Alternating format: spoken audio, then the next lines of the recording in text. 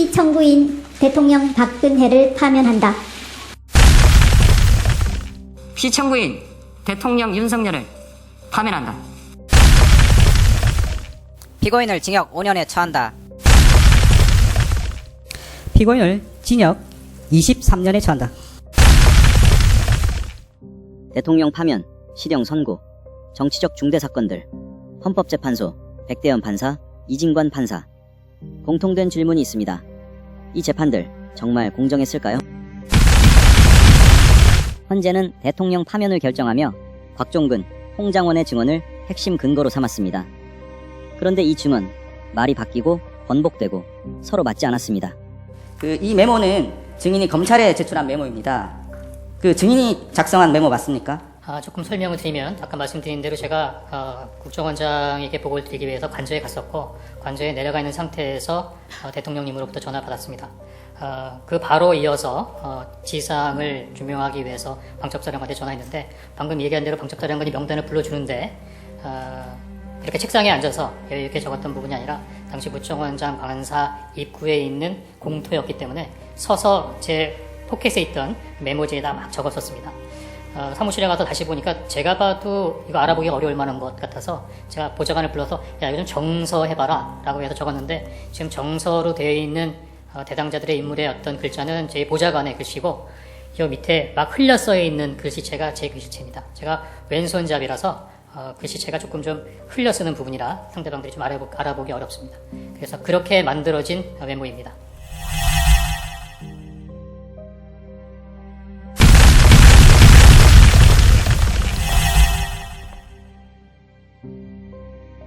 (22시 58분경) 증인이 본청 청사안으로 들어오면서 전화를 하신 모습이 나오죠. 이 보면 증인은 전화를 조작하다가 22시 58분 30초경 귀에 전화를 가져다 댑니다. 이거는 통화 내역과 정확히 일치해요. 증인과 여인영 방첩사령관 사이의 통화 시작 시간이 이 시간이에요. 22시 58분 33초. 국정원이 공개한 CCTV 영상은 초 단위까지 전화통화 내역과 일치해서 아주 정확한 겁니다. 국정원 CCTV 영상으로 22시 58분경 증인과 여인영 사이의 통화는 증인이 국정원장 본관에서 돌아와 본관 건물로 들어간 이후에 있었다는 사실이 객관적으로 확인되는 것이죠. 네. 예. 증인은 한 손으로 휴대폰을 들고 걷고 있고 정장 주머니에 뭐 수첩이 들어있을 것 같지도 않고 옆에 보좌관도 없는데 명단을 받아 적을 준비를 어떻게 했다는 것인가요? 마음으로 했나 보죠. 이 현재 제출한 것은 포스트잇에 기재된 메모를 제출하셨나요? 노란 포스트잇?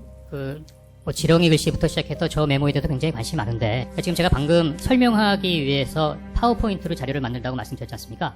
저 파워포인트를 작성하면서 그 인터넷에 그냥 떠있는 그래픽 중에 하나를 그냥 다운로드 받아서 1차 메모라고 예시한 겁니다. 이 밑에 막 흘려 써 있는 글씨체가 제 글씨체입니다. 제가 왼손잡이라서 글씨체가 조금 좀 흘려 쓰는 부분이라 상대방들이 좀 알아보기 어렵습니다. 그래서 그렇게 만들어진 메모입니다. 저 파워포인트를 작성하면서 그 인터넷에 그냥 떠 있는 그래픽 중에 하나를 그냥 다운로드 받아서 1차 메모라고 예시한 겁니다.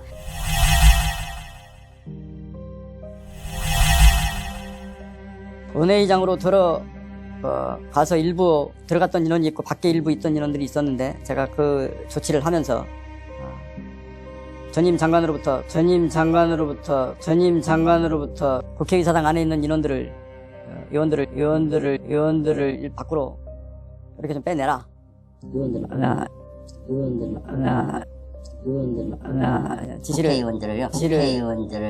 국회의원들을요. 예. 본회의장에 있는 국회의원들을 밖으로 끌어내라.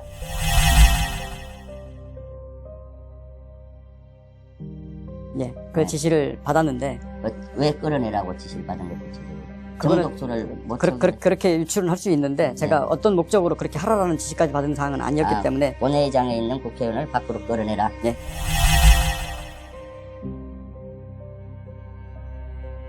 대통령께서 비화폰으로 제게 직접 전화를 하셨습니다. 의결 정족수가 아직 다 안 채워진 것 같다. 빨리 문을 부수고 들어가서 안에 있는 인원들을 끄집어내라 라고 말씀을 하셨습니다. 자, 이렇게 해서 계엄 직후부터 내란 프레임이 만들어지고 그 뒤에 굉장히 많은 일들이 일어났죠.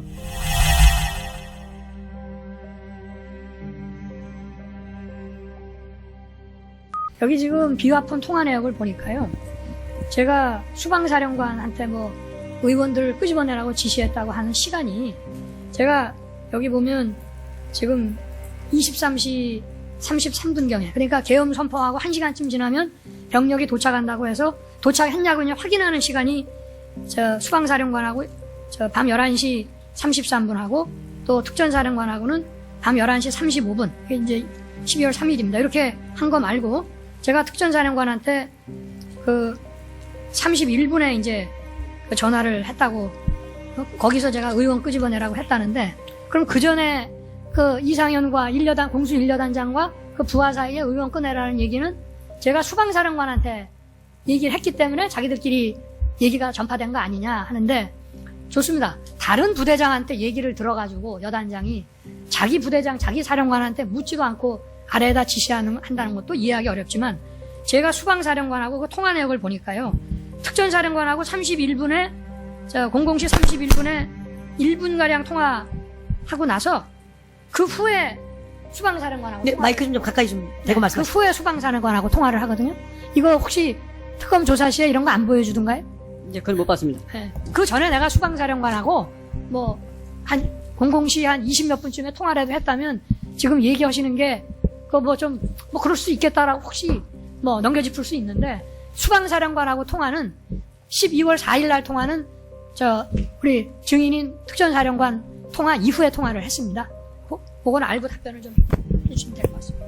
일단 가장 중요한 건 윤석열 대통령이 곽종근 사령관한테 직접 전화를 해서 의원 정족수가 채워지지 않았으니 문을 부수고라도 들어가서 의원들을 끄집어내라 라고 직접 지시를 했다는 건데 이 지시를 했던 시간 그러니까 윤석열 대통령하고 곽종근 사령관이 통화한 시간은 딱 2번밖에 없습니다. 12월 3일 23시 35분 그리고 12월 4일 00시 31분이에요. 영상이 너무 많아서 다 보여드릴 순 없고 이렇게 명확한 거는 그냥 설명으로 대신할게요. 이 2번의 통화 중에 의원들을 끄집어내라 라고 대통령이 직접 지시했다고 주장하는 그 통화는 12월 4일 00시 31분의 2번째 통화입니다. 이거는 곽종근 사령관 본인이 처음부터 지금까지 일관되게 진술을 하고 있어요. 근데 문제는 뭐냐면 곽종근 사령관의 직속 부하인 이상현 여단장님이 곽종근 사령관과 대통령이 통화하기 이전인 00시 30분부터 갑자기 국회 본관으로 들어가서 의원들을 끄집어내라 라는 명령을 하는 거예요. 이상현 여단장님은 00시 20분까지만 해도 국회의원과 민간인을 구분해서 민간인만 통제하도록 지시를 하고 있거든요. 그 장소도 국회 본관이 아니고 의원회관이었어요. 근데 곽종근 사령관하고 00시 24분에 통화를 한 이후에 그 명령이 바뀝니다. 우선 장소가 의원회관에서 국회의사당 본관으로 바뀌었고 그리고 민간인이 아닌 국회의원들을 끄집어내라고 지시를 하는 거예요. 2025년 11월 3일의 재판에서 이 모든 통화들의 타임라인이 다 드러나는데 곽종근 사령관은 여기에 답변을 못해요. 이 타임라인에 거짓이 있는 게 아니라면 국회 본관으로 들어가서 국회의원들을 끌어내라 라고 지시한 게 윤석열 대통령이 아닌 건 명백한 사실이 된 거예요.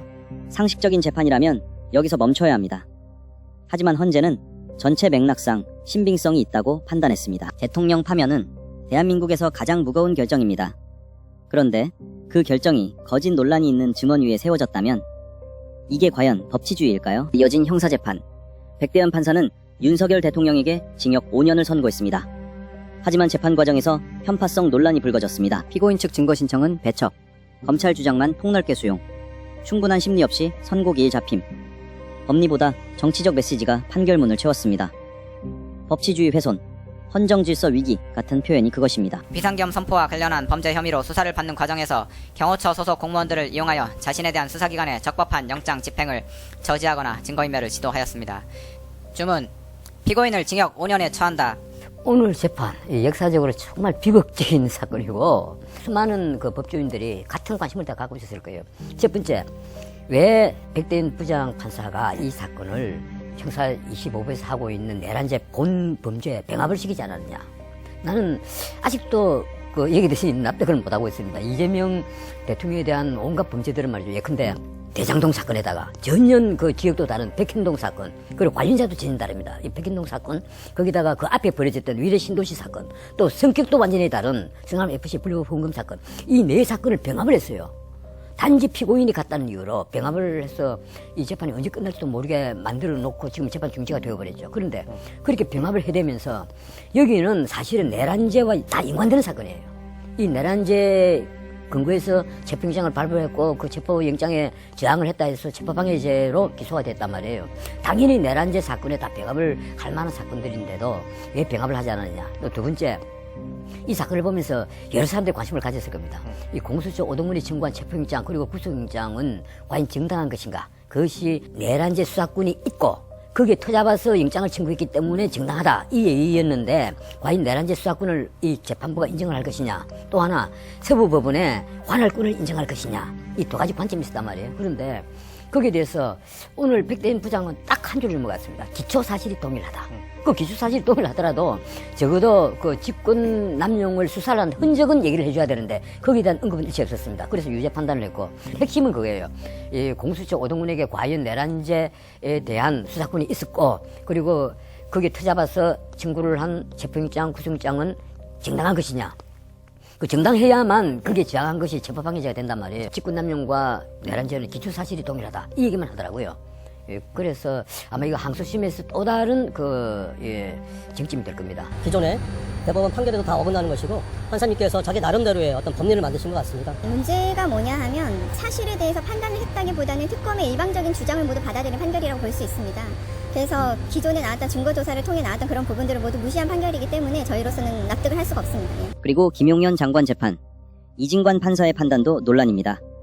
핵심 비판, 감정이 법을 덮었다는 점입니다. 피고인 측 주장 제한, 검찰 주장 폭넓게 수용, 고의성과 의도 판단에서 불리한, 추정 반복 적용. 양형에서도 법적 절제보다 상징적 처벌과 사회적 파장이 강조됐습니다. 판결문에는 국민 감정, 사회적 충격, 국가 질서가 반복됩니다. 법 조문보다 판사의 평가와 감정이 우선된 겁니다. 또한 결론을 먼저 정해놓고 법리를 맞춘 결과 중심 재판이라는 의혹도 있습니다. 주문. 피고인을 징역 23년에 처한다.